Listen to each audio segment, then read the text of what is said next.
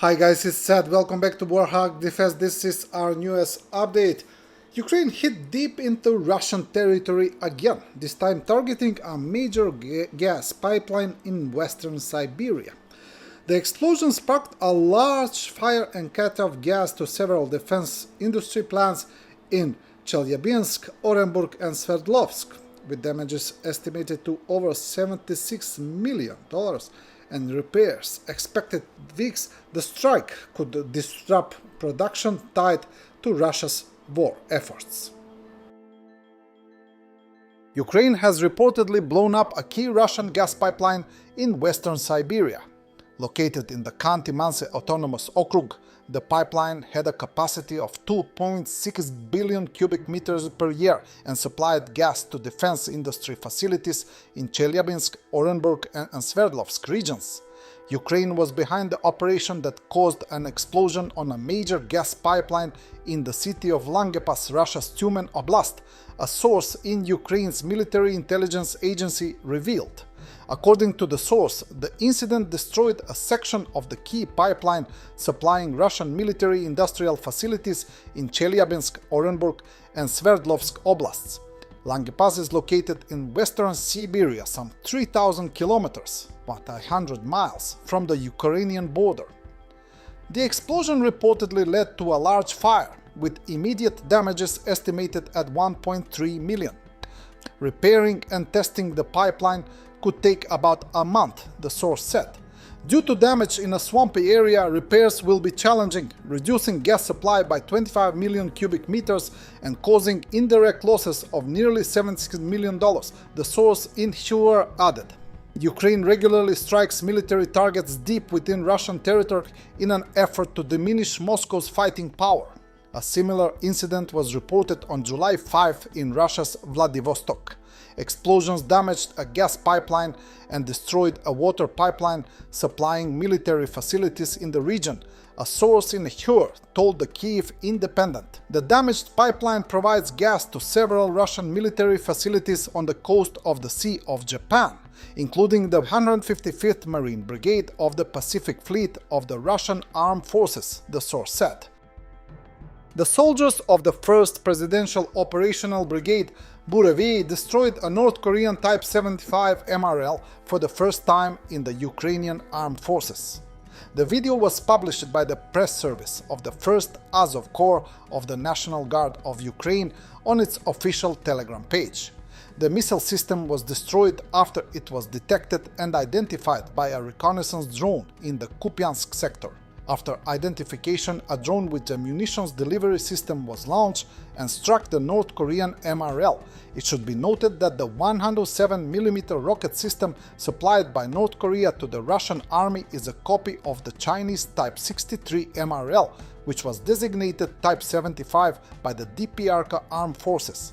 Depending on the platform, this MRL can have a different number of launch tubes, 12 in the towed version and up to 16, 24 or 27 in the self-propelled or ship-based versions.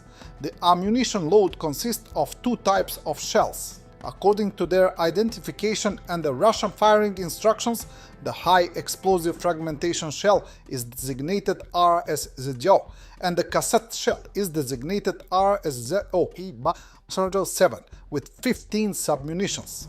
The maximum known firing range is 8.6 km. The Russians are also attempting to install it on vehicles to improve rapid deployment capabilities in relevant areas. One of the 107mm systems was thus installed on a UAZ-3303 to increase its mobility and effectiveness. It should be noted that the rocket launcher itself is mounted on a fixed platform without the ability to rotate horizontally at large angles. The preparation of this system for installation did not require any significant changes. The wheels of the trailer on which the launcher was mounted were removed, and the structure in this form was simply welded to an additional structure of the vehicle body. Ukraine will begin receiving hundreds of domestically produced long-range weapon systems by the end of July. Under a German-financed agreement, German Major General Christian Freuding told the German ZDF news channel.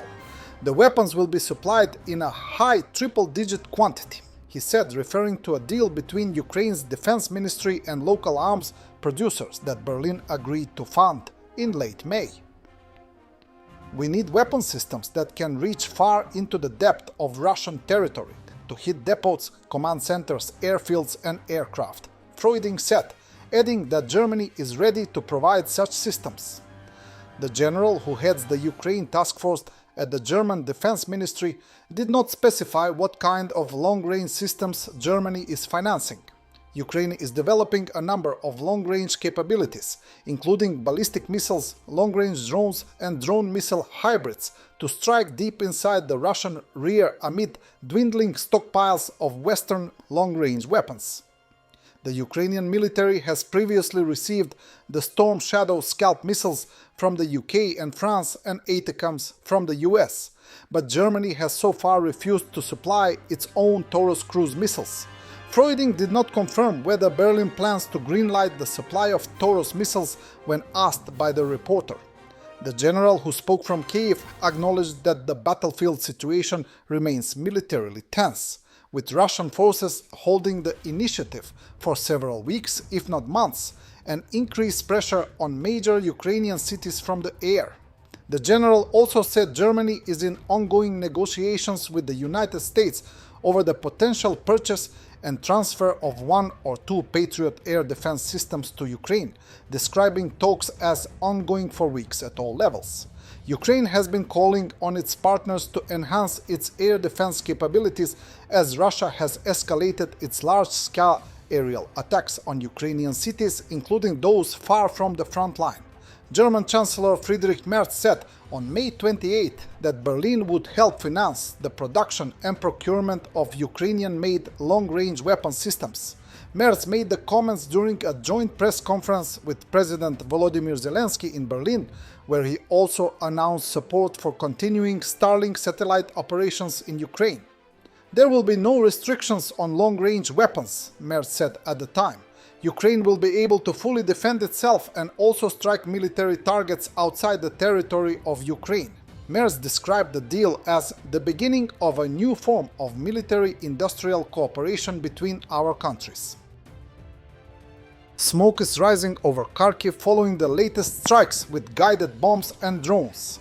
Russian attacks continue to target the city's infrastructure and civilian areas. Russian terrorists deliberately targeted a child and his great-grandmother with a drone in the yard of their home in the Kherson region. The 64-year-old woman suffered a concussion and a closed head injury.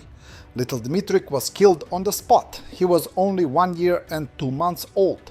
This is a reminder that Russia is a nation of filth and terrorism. New York Post features a photo of 1-year-old Dmitrik, killed yesterday by a Russian FPV drone in Pravdy in Kherson on its cover. Thanks for watching, and don't forget to subscribe. Also, if you want to support Warthog Defense, please become our member and get early access to new videos, exclusive members-only videos, and become administrator in comment section. The membership link is in the description.